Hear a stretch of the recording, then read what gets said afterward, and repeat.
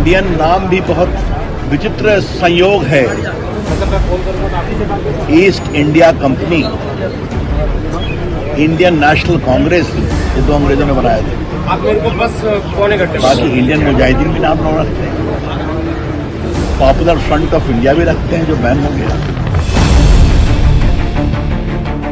हम मोदी साहब को सदन में आके मणिपुर पे आप आके स्थिति पे बोलिए, हम इंसिस्ट कर रहे हैं। लेकिन वो अपने पार्टी में ईस्ट इंडिया कंपनी की बात करते हैं। अरे भाई, मणिपुर पे बात करो। ईस्ट इंडिया कंपनी का अगर बात करना है, उसमें कौन किस किस की पात्र क्या है, नाम बदलने से कुछ नहीं होता। Mr. Modi and the BJP, maybe for the first time since 2014, they do not have an answer. Instead of going and giving all this gyan outside Parliament, Mr. Modi, this is Parliament. Come here. We're waiting for the last 4 days for you to speak on Manipur. Come and speak. Your choice. Lok Sabha, Rajya Sabha. We'll welcome you. Open the debate. We know you're on the back foot after the Patna summit, after the Bengaluru summit. India जीतेगा Bharat.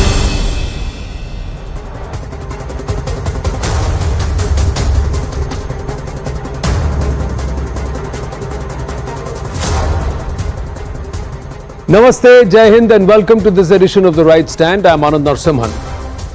The Manipur storm continued to blow in Parliament, seeing disruptions, dharna and of course a lot of adjournments. It was the fourth day in Parliament, ladies and gentlemen, that there was not much business that was transacted, with the opposition firm that Prime Minister Narendra Modi's statement should open the debate, and they want nothing less than the Prime Minister, or no one less than the Prime Minister, to speak about it.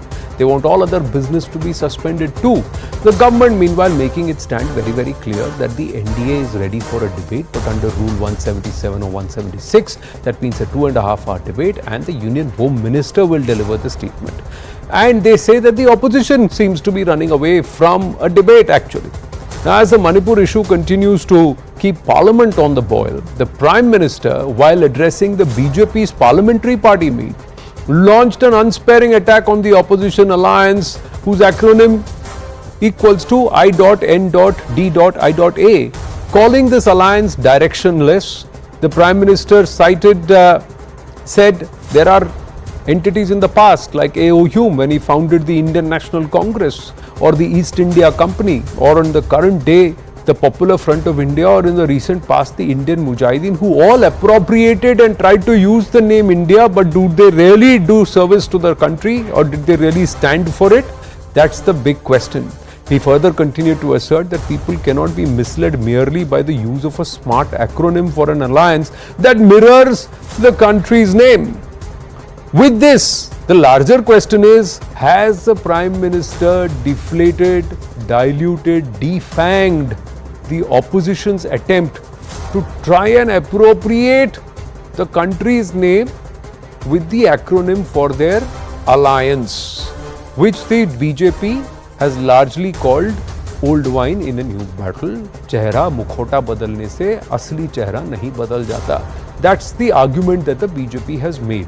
Let's go straight into this face-off. Sanju Verma, national spokesperson of the BJP, is with us, and Mahua Maji, Rajya Sabha MP of the Jharkhand Mukti Morcha, also with us. Namaste and Jai Hind, ladies. Thank you very, very much. Mahua Maji ji, how would you see the Prime Minister's explanation or interpretation of your alliance? Actually माननीय प्रधानमंत्री जी ने India नाम को लेकर कहा है कि इन्होंने क्यों इंडिया नाम लिया, और उसके साथ उन्होंने मुजाहिदीन और इन चीज़ों को जोड़ा है.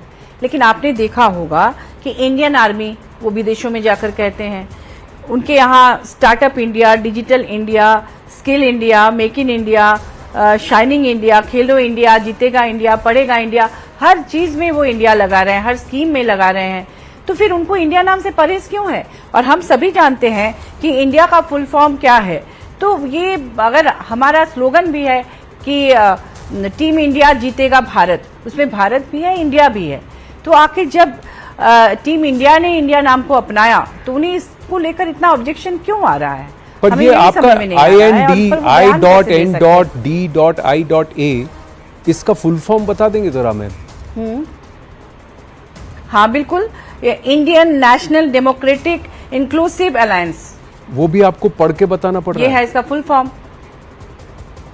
बिल्कुल, मैं इसलिए पढ़ के बता रही हूँ कि कहीं स्पेलिंग में कोई मिस्टेक ना हो जाए, और अभी अभी ये बना है तो वो जबान पे चढ़ने में भी थोड़ा टाइम लगता है ना, एक शब्द इधर उधर हो जाए वहां तो पर आप भी तुरंत आपने पढ़ के कहेंगे भी कि शायद आपने गलत गलती की है बोल मैम दिया। कि वो Indian national developmental inclusive alliance है मैम, वो मैं बिना पढ़े आपको बता रहा हूँ, आपने पढ़ के अच्छा, भी हो गलत सकता बोल है दिया। क्योंकि आपके लाइट से, आपके यहाँ कैमरे का जो लाइट लगा हुआ है ना, वो इतना चमक रहा है कि मैं ठीक से देख भी नहीं पा रही हूँ, इसके चलते हो सकता है। नहीं, पर आपने startup India, Khelo India, make in India, वो सब तो सही पढ़ दिया था, और फिर इंडियन आर्मी, वो सब तो आपने, वो भी आपने नीचे देख के ही पढ़ा था, पर यहाँ आप जरा चूक गए जो आपने वर्ड, हाँ ठीक है, एक वर्ड, यही तो शायद मैं इसको कि बड़ा स्मार्टली देखिए, ठीक है, एक शब्द आगे पीछे हो सकता है। नहीं, आप हो भी सकता है, गलतियां हर किसी से होती हैं, और हर गलती सबको, और माफ करने वाला गलती करने वाले से बड़ा होता है, मैं वो भी मानता हूँ मैम, कई बार चमक रहा है। पर मेरा प्रश्न आपके यहाँ मुद्दे पर बात की, नहीं, मुद्दे पर यही तो मुद्दा है मैम कि एक नाम को अडॉप्ट कर लेने से बात है। नहीं, आप चतुराई तो आपने दिखाई कि आपने कैसे किस तरह से ऐसा एक नाम अपना सोच ले जिसका कि फिर शॉर्ट फॉर्म जो है वो देश के नाम के बराबर हो जाता है, ये तो आपकी चतुराई है। लेकिन उससे क्या आपका स्वभाव स्वरूप बदल जाता है, उसका क्या, उससे क्या आपका स्वभाव स्वरूप बदल जाता है, ये प्रश्न उठता है।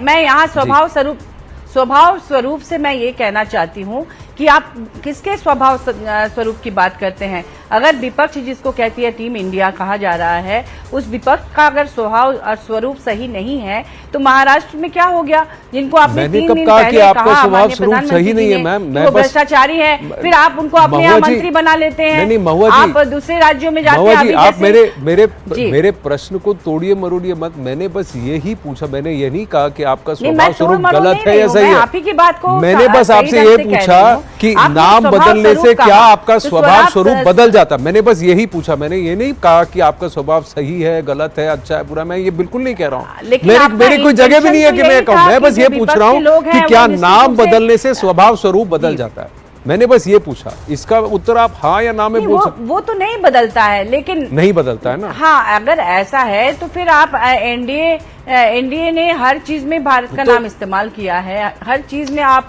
Shining India, make in India, सब चीज में आपने इंडिया किया। लेकिन जो आर्गुमेंट आप दे रही हैं, मैं बस एक छोटा सा आपके सामने सबमिशन रखना चाहता हूँ, उन्होंने किसी पूरे फुल फॉर्म का शॉर्ट फॉर्म लगाया नहीं, उन्होंने एक देश का नाम वहां पर लगाया है, जो देश का नाम इंडिया है, देश का नाम भारत है।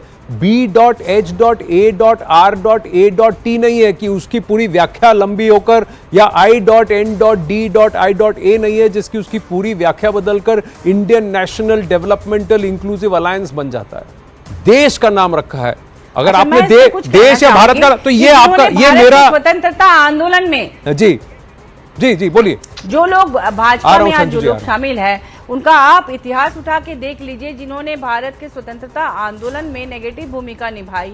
आरएसएस वालों ने अपने कार्यालय में झंडे को लेकर क्या किया, भारत के झंडे को लेकर, ये सबको पता है। और वो लोग अगर अपना नाम माने अपने हर चीज में इंडिया को डाल सकते हैं, भारत को डाल सकते हैं, तो क्यों नहीं टीम इंडिया इसको कर सकती है? नहीं, मैं आपका देखिए, वो भी तो अपना फिर महुआ माजी जी आपने अपना तर्क रखा है, मेरा बस प्रश्न ये है कि उस वक्त उन्होंने भारत देश का नाम अपने वहां रखा था, किसी अलायंस के शॉर्ट फॉर्म का नाम कभी कहीं रखा नहीं गया। ये बहुत बेसिक फर्क है। दूसरी बात, आरएसएस के कार्यालय में जो भारत की स्वतंत्रता से पहले जो झंडा अपनाया गया था, उस झंडे को भी आरएसएस के कार्यालय में फहराया गया है। तो ये व्याख्या भी इतिहास की अगर आप बात कहें तो वो भी अलग है। और बहुत सारे ऐसे नैरेटिव्स हैं जिसका आप तर्क दे सकते हैं, जो मैं तथ्य के साथ आपके सामने रख सकता हूं, पर उसके लिए आज अभी इस डिबेट में समय नहीं है। अब बीजेपी के ऊपर प्रश्न है। एक कहावत है, हमें मालूम है जन्नत की हकीकत क्या है, हमें मालूम है जन्नत की हकीकत क्या है, लेकिन दिल को खुश करने के लिए गालिब ये ख्याल अच्छा है, लेकिन दिल को खुश करने के लिए गालिब ये ख्याल अच्छा है, And the reason I quote these lines is that a debilitated and an electorally vanquished opposition is aware that it does not stand a chance in 2024. And the reason I say this with a lot of responsibility and certainly not with any iota of overconfidence is because, Anand ji, you know very well, Delhi ka rasta Lucknow se hote hue aata hai. And if you do not win substantially out of the 80 Lok Sabha seats which Uttar Pradesh sends to the parliament, then you have very little chance of being a formidable force in the national scheme of things. In 2014, BJP got 73 out of 80 seats in Lok Sabha from Uttar Pradesh. Come 2019, we got 62 seats. The tally reduced, but 62 out of 80 is a magnificent score nonetheless. And I want to ask the opposition, who is the fulcrum of your alliance today? The fulcrum is the Congress party because it's the single largest party with 52 odd seats in the Lok Sabha. And what was the Congress's score from Uttar Pradesh in Lok Sabha 2014? Congress scored a piddly 2 seats. Come 2019, from Uttar Pradesh, Rahul Gandhi was booted out of Amethi and the Congress scored just 1 seat from Lok Sabha in Uttar Pradesh in 2019. My limited point is this: if you do not win the big states like Uttar Pradesh or Maharashtra, which sends 48 MPs to the Lok Sabha, for instance, then you have a very, very thin or flimsy chance of being a serious contender. Forget even the prime ministerial post, you are not even a serious contender in the larger equation. But I have this to say. Now let's come to I.N.D.I.A. Anand ji, I will ask you with a lot of humility, if Sanju Verma changes her name to Suhana Verma, Sanjukta Verma, yeah, Sarmishtha Verma, my basic DNA, my basic way of thinking, my basic style of articulation, my basic values, they do not change. If Anand Narasimhan changes his name from Anand Narasimhan to Agastya Narasimhan or to Abhishek Narasimhan or to Arindam Narasimhan, or if Mahua changes her name to Mallika or got the point. Else, her basic DNA, her basic characterization, or Anand Narasimhan's basic values do not change with a change in name. That is my limited point, but I will just end by saying this. Ji. When you go into the hustings in 2024, and it's going to be battle royale, I think let's be very clear that where the Congress-led alliance, suffers a lot is the fact that it does not score highly on the R factor. The R factor is the reliability factor. Be it the H.D. Devegowda government, be it the I.K. Gujral government, or be it the Chandrasekhar government. Wherever there was a non-Congress Prime Minister in the last many decades, that alliance never completed its full term because from under the feet of that alliance, the rug was taken out by a selfish and greedy Congress party. I'm not even getting into the fact that VP Singh and Rajiv Gandhi had a massive fallout. आपने बहुत कुछ जी देखिए, आपने बहुत सारे तर्क दिए संजू जी, पर मैं एक की बात कहूंगा, मैंने जो बेसिक सवाल पूछा उसका जवाब आपने नहीं दिया कि थोड़ी देर के लिए तो आप भी चौंक गए कि यार ये इंडिया वाला नैरेटिव इसको काउंटर कैसे। मैंने कहा आपका मतलब मैं बीजेपी की बात कर रहा हूं कि भाई इसको काउंटर कैसे करें, इसका जवाब क्या दे, क्योंकि हर तुक में हर तर्क में ये इंडिया घुसा देंगे। अगर आप इंडिया को आप कुछ कहोगे तो अरे देखो देश को बोल दिया। So this is their smart word play that you have to give this alliance, this committee of contradictions, which certain people called it, because they are all full of contradictions, this entire group. But they have come up with something which actually allows them to have a certain amount of word play and on the narrative. महुआ जी आप कुछ कह रही थी जी। हाँ, मैं दो बातें कहना चाहूंगी कि अभी नाम को लेकर हमारी विद्वान वक्ता ने कुछ कहा था कि नाम बदल देने से उसका स्वरूप नहीं बदल जाता। बात तो बिल्कुल सही है। फिर दिल्ली की तमाम सड़कों के नाम क्यों बदले जा रहे हैं भाजपा सरकार के द्वारा, केंद्र सरकार के द्वारा? कई राज्यों में नाम बदल दिए गए हैं, तो क्या नाम बदल देने से वो सड़क भी बदल जाएगी या दिल्ली बदल जाएगा? नंबर 1। नंबर 2, अभी आपने कहा कि गठबंधन की बात कही, कांग्रेस जिनके साथ अलायंस किए हैं ये वो, तो मैं ये कहना चाहूंगी कि अभी जब बेंगलोर में टीम इंडिया ने जो अपना गठबंधन जो किया, कई पार्टीज उसमें शामिल हुई, सेम डेट में दिल्ली में जो एक भाजपा की तरफ से आनन फानन में एक मीटिंग बुलाई गई, उसमें ऐसे ऐसे छोटे छोटे पार्टियों को शामिल किया गया।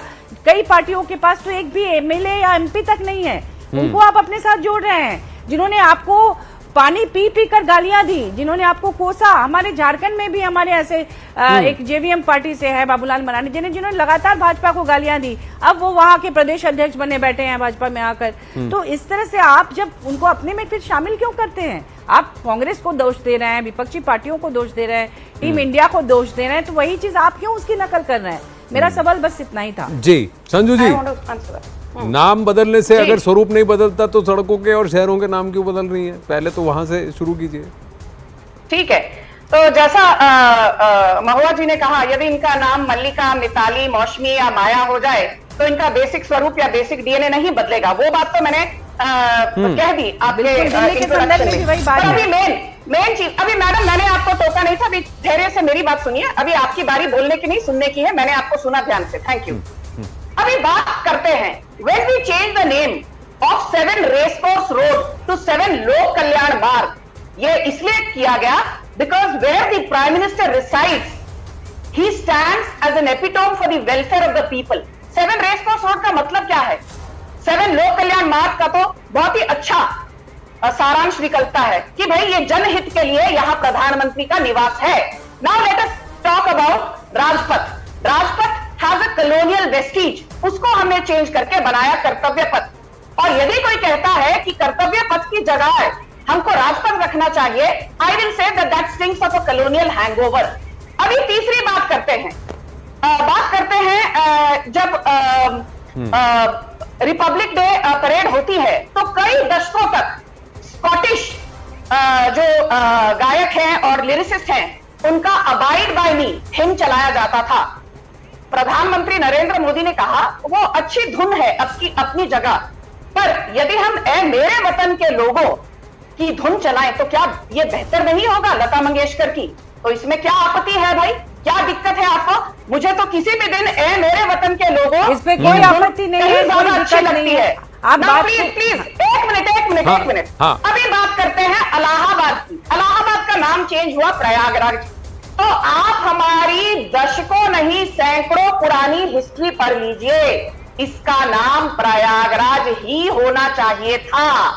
Correcting a historical wrong is not the same thing as naming an anti India, anti democratic, anti inclusive alliance as I.N.D.I.A। Okay. मैं एक चीज और पूछना चाहती हूँ, very just I am giving 20 seconds. आपने यहाँ कहा कि कई अलायंस पार्टनर जिनकी हम पहले निंदा करते थे, आज हम उनको अपने पास लेकर आए हैं। तो आई विल से दिस, 2 दिन पहले नहीं, 1 दिन पहले का अधीर रंजन चौधरी, जो कि वेस्ट बंगाल से लोकसभा के सांसद हैं, व्हाट डिड ही से?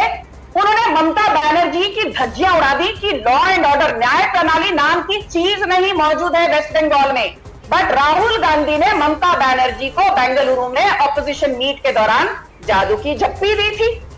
यही राहुल गांधी नीतीश कुमार को पलटू राम बोलते थे जब नीतीश कुमार बीजेपी के खेमे में थे। जब से नीतीश कुमार अलायंस के खेमे में, ऑपोजिशन के खेमे में आ गए, राहुल गांधी और नीतीश कुमार एक दूसरे को जादू की झप्पी देने लगे।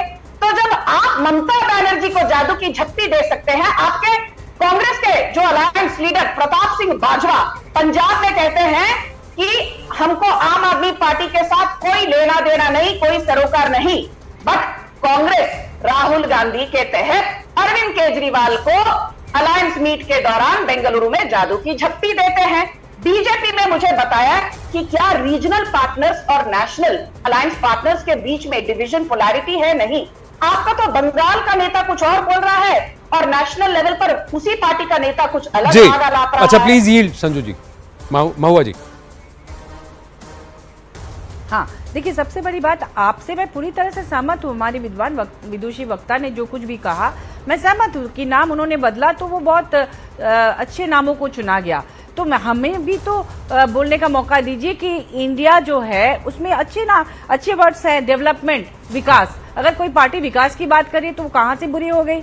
अगर नेशनल कहता है उसमें Indian national development inclusive alliance है, तो इनमें कौन सा वर्ड बुरा है? अगर इसको लाया गया है तो मैंने तो पहले दिन ही महुआ जी, दूसरी बात की जो महुआ जी सॉरी मैं आपको टोक रहा हूँ, मैंने तो पहले दिन ही कहा कि आप भी अब सबका साथ, सबका विकास, सबका प्रयास और सबका विश्वास बोल रही हैं, पर इंग्लिश में बोल रही हैं।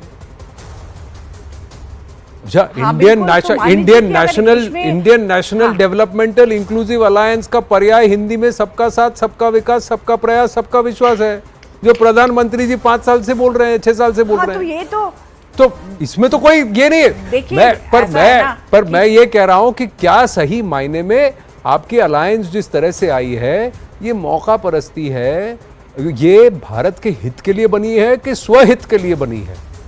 तो यही तो प्रश्न है। प्रधानमंत्री जी का आर्गुमेंट बनी है, इसमें इतनी प्रधानमंत्री जी का आर्गुमेंट आपसे, प्रधानमंत्री जी का तथ्य पॉइंट क्या है कि सिर्फ नाम को अप्रोप्रिएट कर लेने से क्या आपके काम में फर्क आ गया या आपका काम बोलता है? ये उनका आर्गुमेंट है। आप इस पर क्या कहेंगी, मैं आपसे पूछ रहा हूं।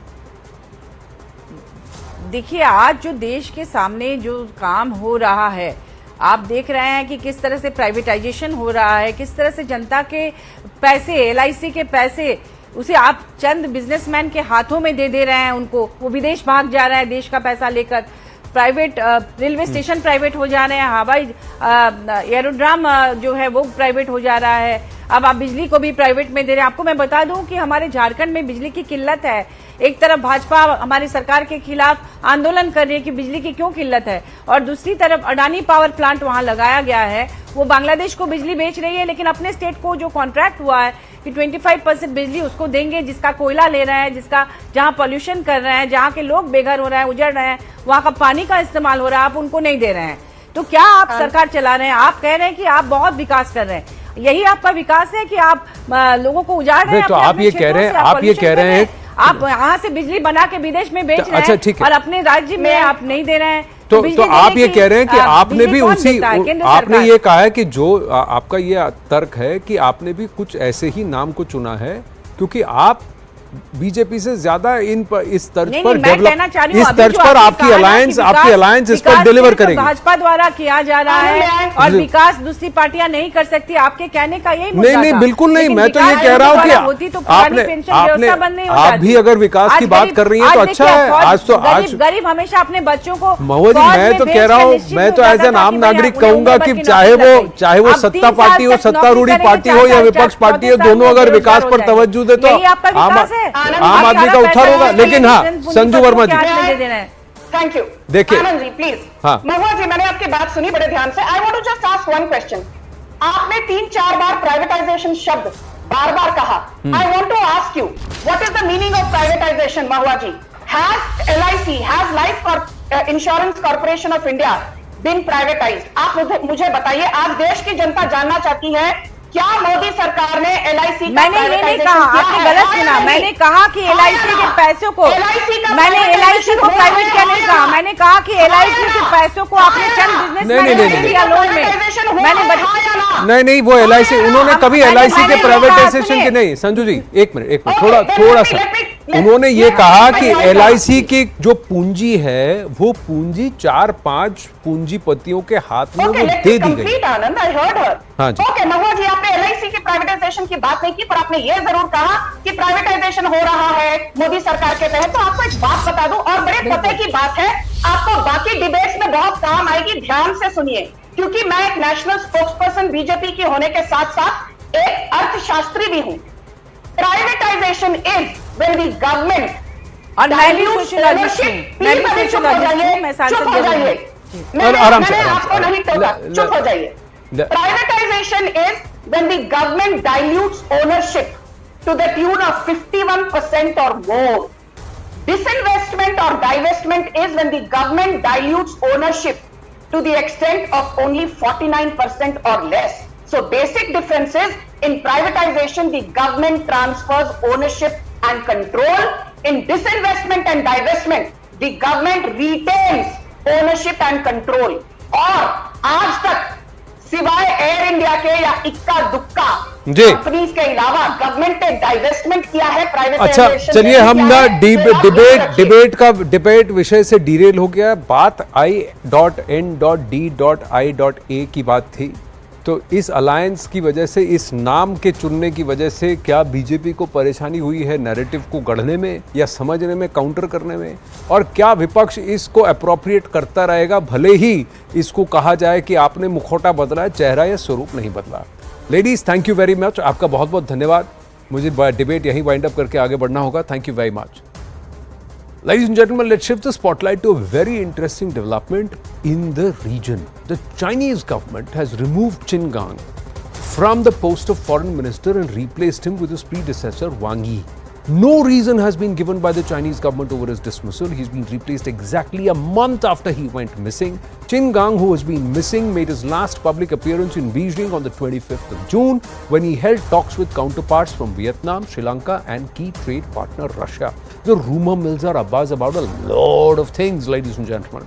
Qin Gang progressively rose up the ranks of Beijing's diplomatic service, including a 2-year stint as ambassador to the United States before being promoted to lead the foreign ministry in December. We'll tell you more about Qin Gang. He started in 1998 with Service Bureau for Diplomatic Missions, also held positions at Chinese Embassy in Britain, served as the Foreign Affairs Ministry spokesperson for years, appointed the ambassador to the United States in 2021 and promoted to Minister for Foreign Affairs in December 2022 when he replaced Wang Yi. It's been over a month since he's gone missing. A lot of speculations are doing the rounds. First one, alleged deteriorating health. Second, alleged extramarital affair. Third, growing popularity in media. What is the real reason and where is Qin Gang? These are square. And why was he sacked? Brahma Jalani, strategic affairs expert, is with us, and Victor Gao, Vice President, Center for China and Globalization and Chair, Professor of the Suzhou University, also with us.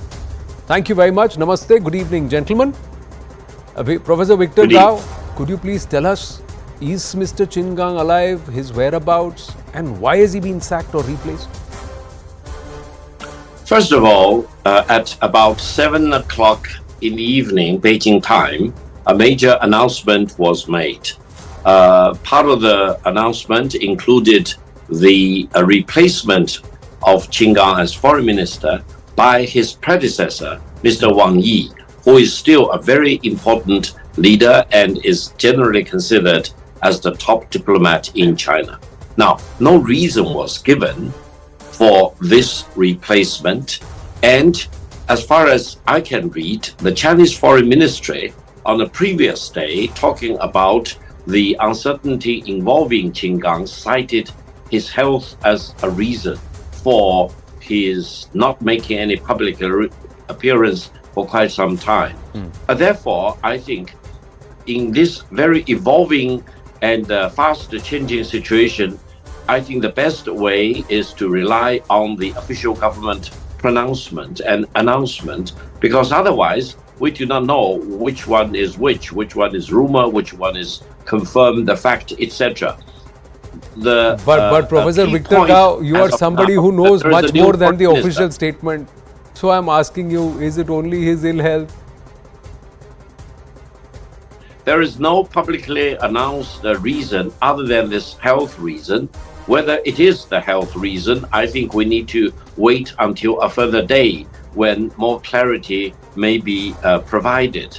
For the moment, the key point is that now China has a new foreign minister, Wang Yi, who was the previous foreign minister, who is really generally considered as the top diplomat in China. Therefore, I don't think there will be major changes or impact on the way foreign policy will be carried out in China. Wang Yi is generally highly regarded, very much trusted, very well known to his counterparts in the rest of the world. So continuity and certainty of the Chinese diplomacy have been assured. Well, Professor Victor Gao, without saying much, Brahmachalani has said that whether it is the official version and the official version stays, we'll come to know in the coming days. That itself is hint enough to say there is much more to it than meets the eye. That's all he will reveal if we know his true nature. And he is a past master at it. So, Brahmacharya ji, how do you read this? For 1 month, somebody remains missing and then suddenly is just replaced and the old one comes back again. Anand, not only has he been replaced, there is no sign of Qin Gang's whereabouts. For 30 days he's been missing. Now this can only happen in an opaque political system, in an authoritarian system. But look at the spectacular fall from grace of Qin Gang and what it says about Xi Jinping and the cult of personality that he has developed, surrounding himself with yes men. This is an embarrassing moment for Xi Jinping.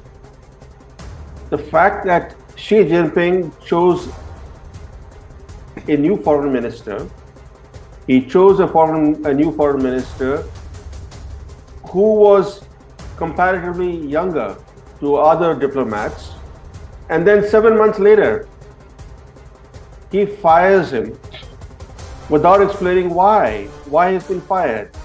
What personal transgressions led to this dramatic fall of the new foreign minister? You have cited 3 possible reasons. There are also other reasons that are being speculated. One of them being that Qin Gang has a son who's either a US passport holder or eligible to hold a US passport. There could be other reasons, but the fact that some personal transgressions have led to this spectacular downfall of the foreign minister, and that has been replaced by the old fox, Wang Yi, who earlier had been kicked up the ladder by being made the director of the CCP's Foreign Affairs Commission Office, which made him the principal foreign policy advisor to Xi Jinping. Now the same guy, by being made the foreign minister, he is holding 2 positions. So it tells you a lot about the opacity and the authoritarianism of China, where one man basically is the de facto ruler, the new emperor of China. Professor Victor Gao, would you want to respond to that?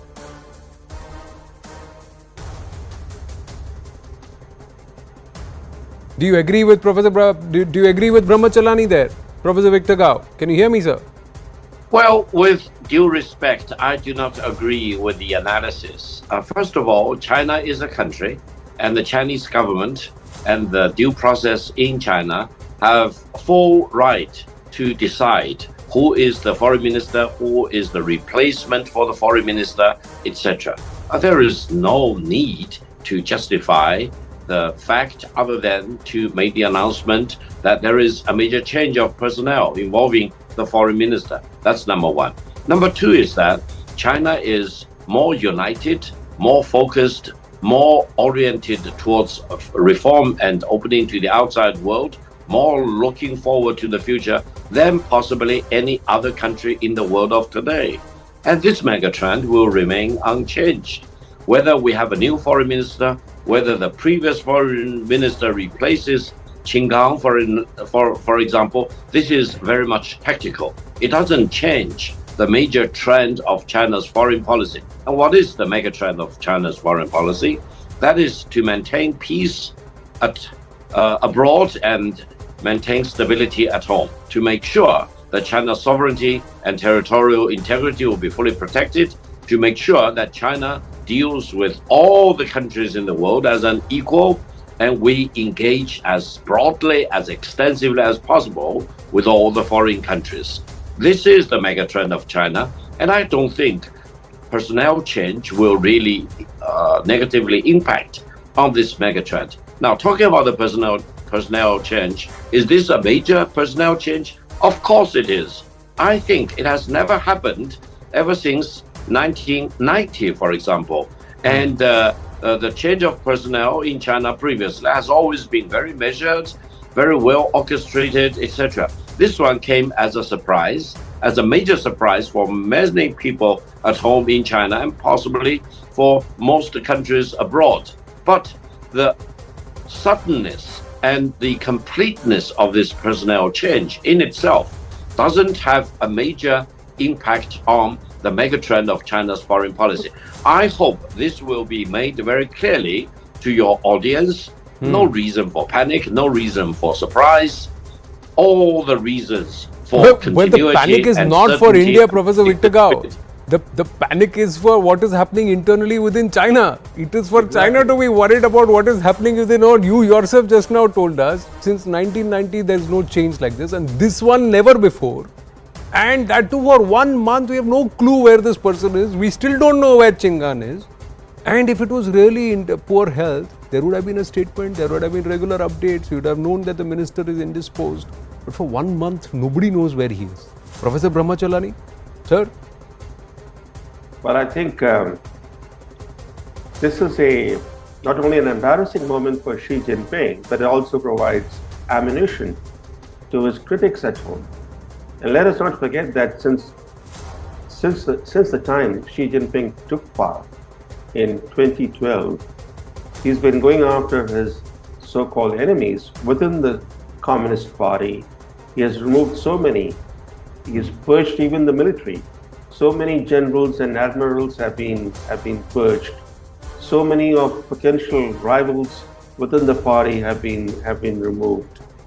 Now these people, so many enemies that he has made, these people are waiting in the wings. They're waiting in the wings to strike at an opportune time.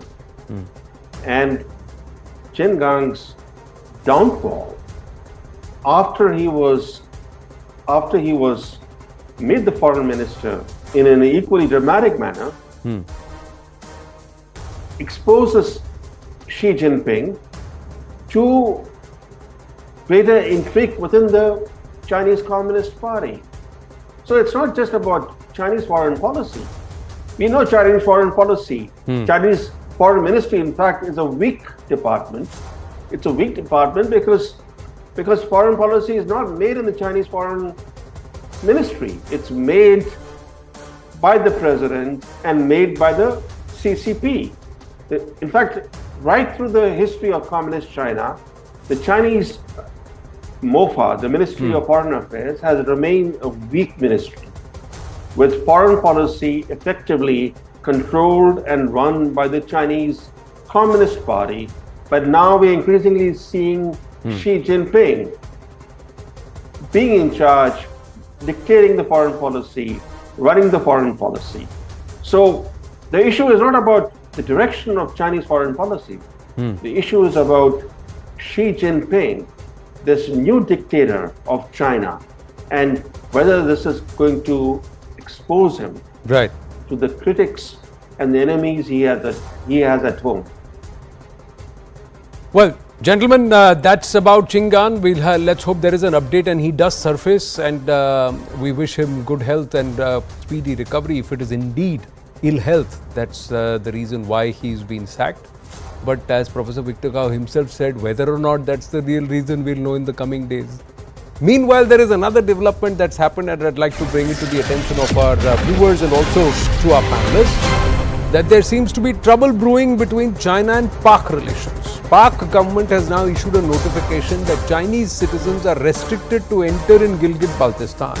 The Pak government has stated that Chinese citizens will require a prior no objection certificate to visit these areas. Pakistan has cited security concerns, and hence this restriction has been imposed. In March 2019, the Interior Ministry had issued a notification which said that free movement of foreigners shall be allowed in open cantonments except prohibited and restricted areas with visible signboards, and the border crossings will be open and non-restricted.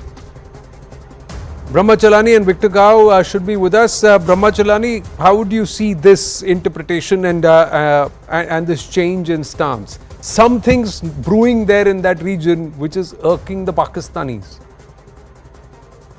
Anand, Gilgit-Baltistan is the base for a number of Chinese strategic projects. These projects either have a military dimension, or they have or they are dam projects or other infrastructure projects. Gilgit-Baltistan has thousands of Chinese. These Chinese are working on these projects. In addition, there are several thousand PLA soldiers deployed in Pakistani-occupied Gilgit-Baltistan.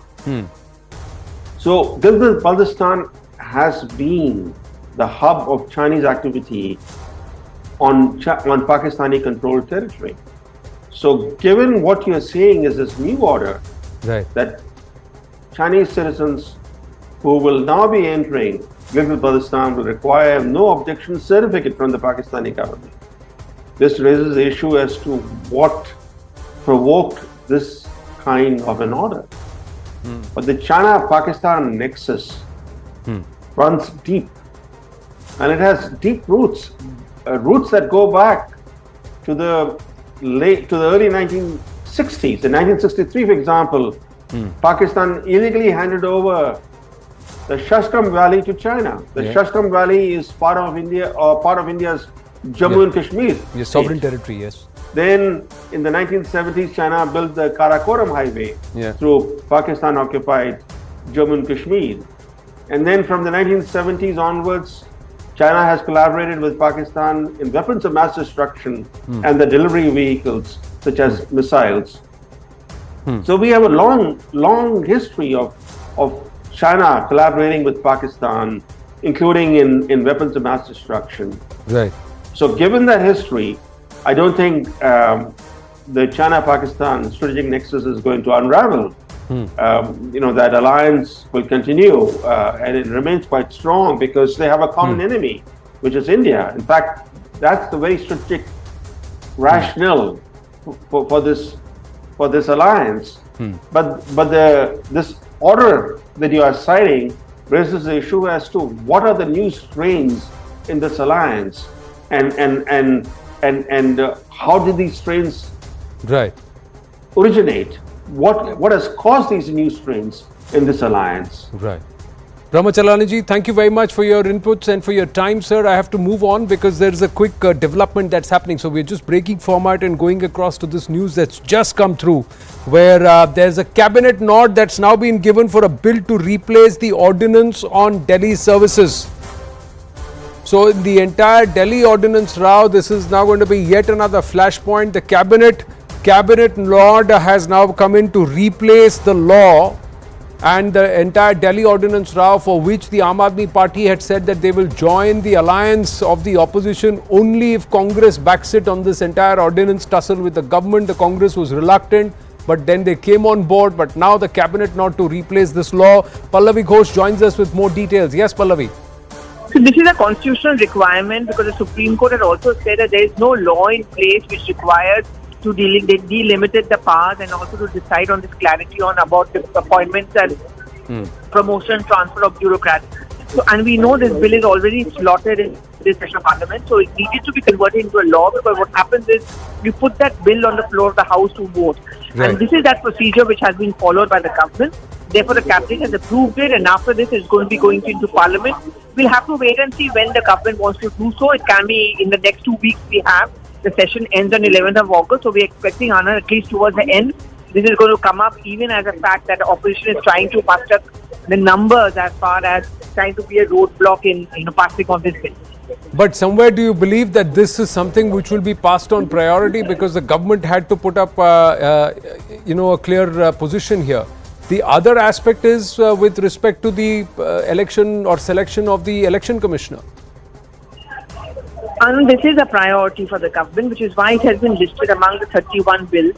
And what we have been consistently told by the government over here is that we have a timeline till 11th. We are giving some time to the opposition so that they can have a discussion on Manipur, but failing which we are going to go ahead with the passage of the legislation. If you notice, that exactly the pattern which has been followed since yesterday. More than that, the Supreme Court has been demanding a clarity from the government over this issue. They don't want this tutu-meme. Therefore, that pressure also mounts on the government to provide that clarity, which is only done when it is clear in Parliament. Thank you for your inputs, Pallavi. We're going to take a very short break here on The Right Stand. When we come back, a nation of atrocities against minorities, is Pakistan deliberately turning a blind eye? Isn't it high time to make this nation pay, make it accountable? While it continues to try and meddle with India's internal affairs, details of a Pak propaganda war, the Kashmir Lies toolkit stands exposed. Stay with us.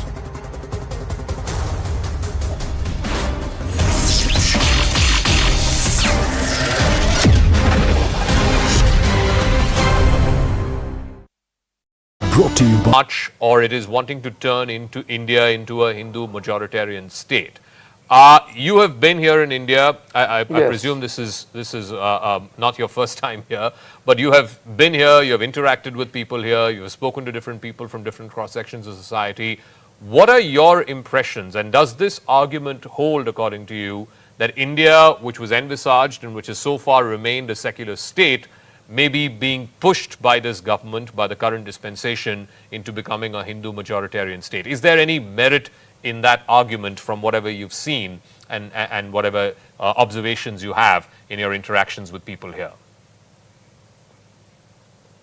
Well, let me give an answer which I think must be at least should have two dimensions. One is what I observe every day, you know, moving from one part of India to another, one city to another.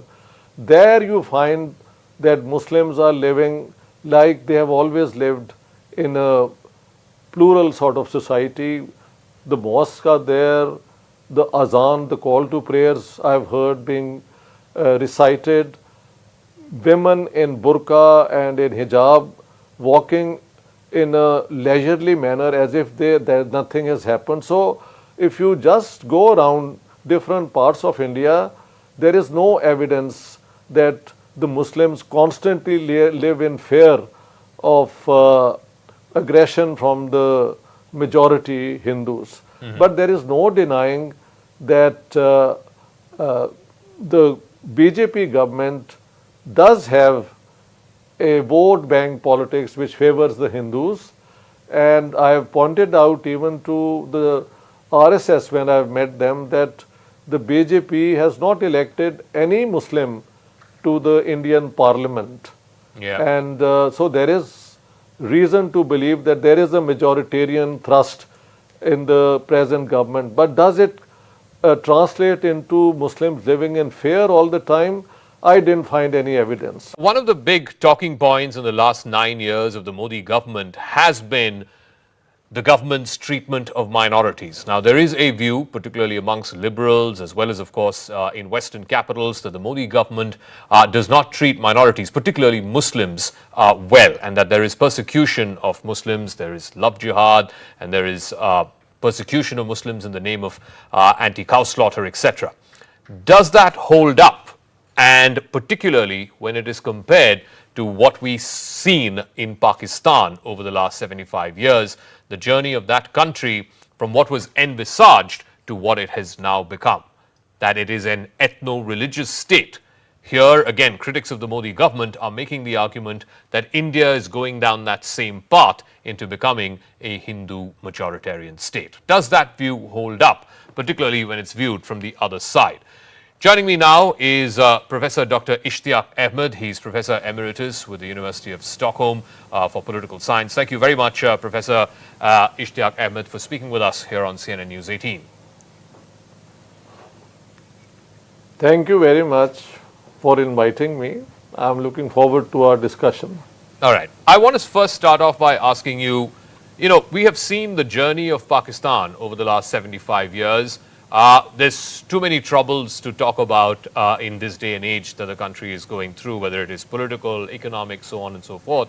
But I'm curious to know about the journey of Pakistan, which has now become an ethno-religious state. No one's making any bones about it, and that is best envisaged or seen in the treatment of the state towards its minorities, not just the Christians or the Hindus, but also to Ahmadiyyas or other ethnic sections within the Muslim community who are not treated particularly well.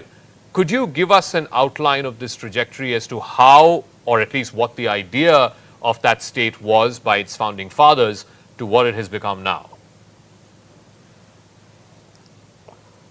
Well, my research, I have demonstrated it in 3 books of mine.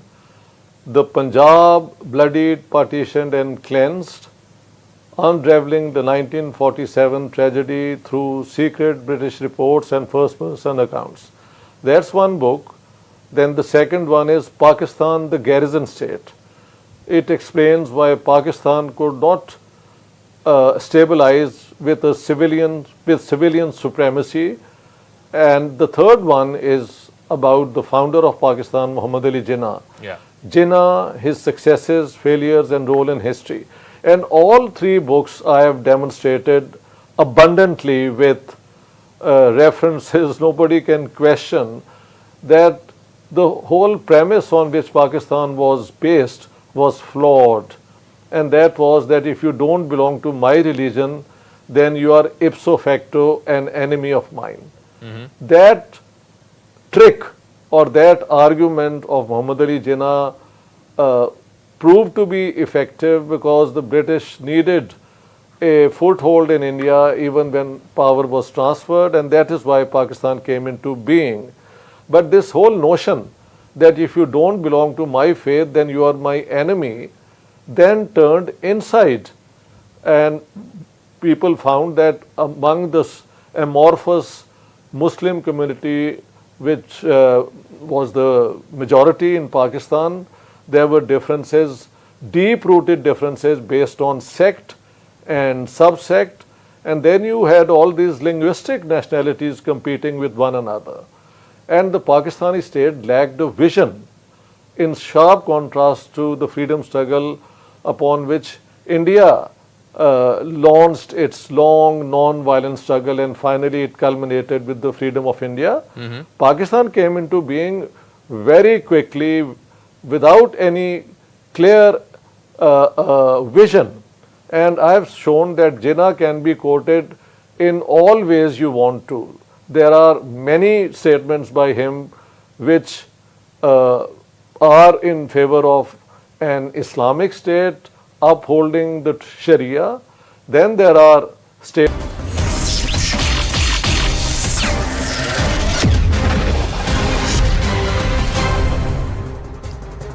Back on with a quick update on the entire Gyanvapi matter, where challenging the Varanasi court's order passed on the 21st of July for allowing a survey, a comprehensive survey, including excavation if required by the Archaeological Survey of India, in the Anjuman Intizamiya Masjid Committee, during the hearing said and sought the quashing of the order of the Varanasi district judge. Meanwhile, the Hindu side said that there is no ground for the Allahabad High Court to pass a stay order on the survey.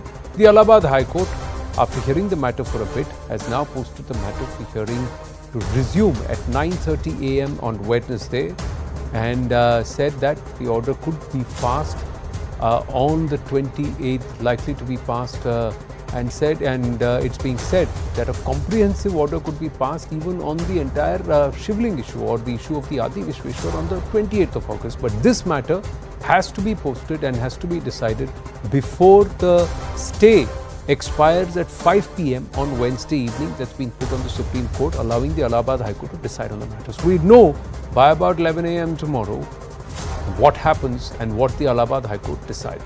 Quickly moving on for yet another update, ladies and gentlemen, a CNN News 18 mega exclusive coming to you. And this is coming in from Pakistan. Some shocking visual stories, not 1, 2, but 3 instances where minorities in Pakistan are being targeted brutally. Pakistan continues to remain a safe haven for terrorists. No end to the atrocities being committed on minorities. Persecution of minorities continuing in Pakistan. Actually, not 3, 4 separate incidents have been reported in the last 2 weeks. In the first, the body of a 7-year-old girl was recovered from a deity shrine in the Sindh province. Her father is alleged rape, but the cops say that can only be confirmed post an autopsy. In the second incident, a partially decomposed body of a 20-year-old Hindu girl has been male identified as Akash Kumar Bhil was found in a sugarcane field. He had left his house with a friend identified as Akmal Bhatti. Cops arrested him initially but then released him citing lack of evidence. His family, however, alleges that Bhatti's family gave the cops a substantial amount of money. In the third incident, A Hindu doctor identified as Jeevan Kumar heckled and beaten by relatives of a patient who had died during treatment. The patient had reportedly been bitten by a snake in Sindh's Ghotki district. He was rescued by the cops but has broken ribs and serious internal injuries. In a fourth incident, a Sikh family arrived from Wagha into Atari on Monday on a short-term visa. They are seeking asylum and citizenship in India. The Sikh family claims that the Pakistan government is terrorizing them and that their businesses are being spoiled by locals. They also claim that Sikhs are being killed, or Sikhs being killed is a very common occurrence in Pakistan. But that's not all. News 18 has time and again been highlighting the atrocities meted out to minorities in Pakistan. And as per news reports, the minorities in Pakistan have been reduced to 3.52% in 7 decades. 5,000 Hindus have fled religious persecution every year. 1,000 girls forcibly converted to Islam every year. 1,500 charged under blasphemy laws in the last 30 years. 95% of the Hindu temples in Pakistan destroyed since 1990. 400 Ahmadis killed since the implementation of the anti-Ahmadiyya law. Over 9,100 missing persons cases in 2022, and most of them from the minority community. Over 1,000 killings, abduction and torture cases reported in Balochistan. Even human rights bodies at several instances highlighting human rights violations in Pakistan. The US Commission on International Religious Freedom has said religious freedom on a negative trajectory. Minorities subjected to attacks and threats. Hindu, Sikh, Christians face discrimination in Pakistan. Blasphemy laws used to target minorities. EU resolution also stated that minorities are being targeted in Pakistan. Blasphemy laws used to target the vulnerable, and that OAK must review and abolish these laws. South Asia Democratic Forum highlighting atrocities in Pakistan and has said that religious minorities face discrimination, political parties are engaged in persecution, and there's lack of political will to safeguard minorities. The UN Commission on the Status of Women has said Pak religious freedom is under attack and extremists carry out attacks on minorities. Hundreds of girls abducted and converted, and that there is discrimination from the police and the judiciary. From that exclusive on to yet another story, which is the input from our group editor security, Manoj Gupta.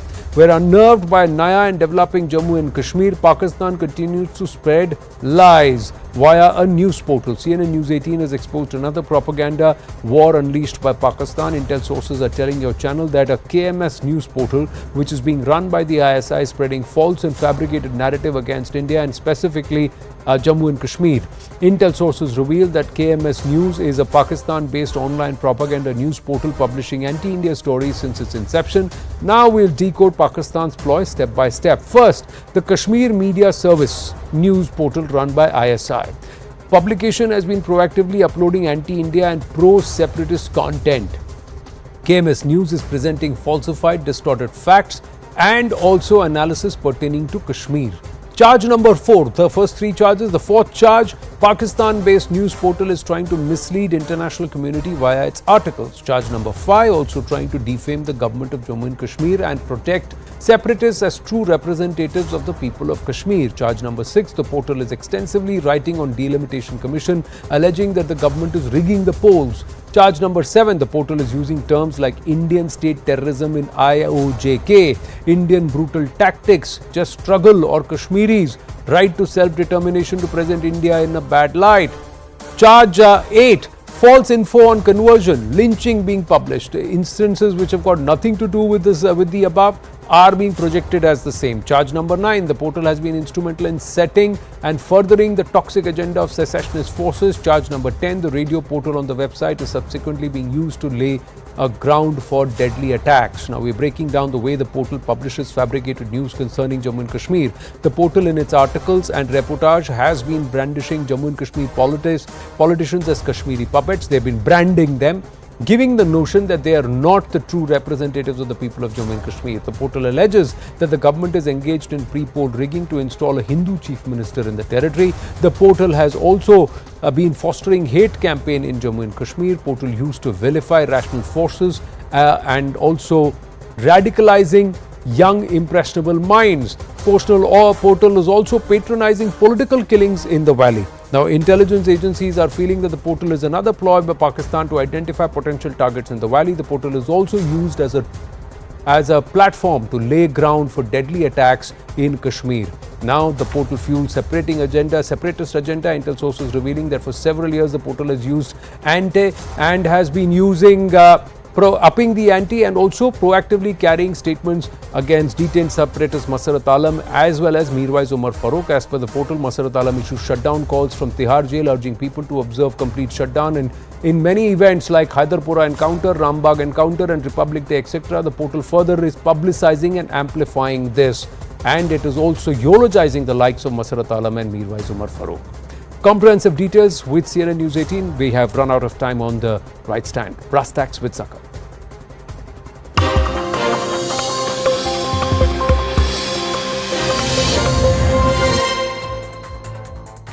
Good evening, this is Brass Tacks. I'm Zakar Jacob. The Prime Minister has thrown the gauntlet at the opposition at the BJP Parliamentary Party meeting today. He called out the opposition, saying just because you have the name India in your alliance doesn't mean that you're speaking for the nation. He made the comparison to Indian Mujahideen, the East India Company, the Popular Front of India, saying that all of these organizations also had the word India in their name.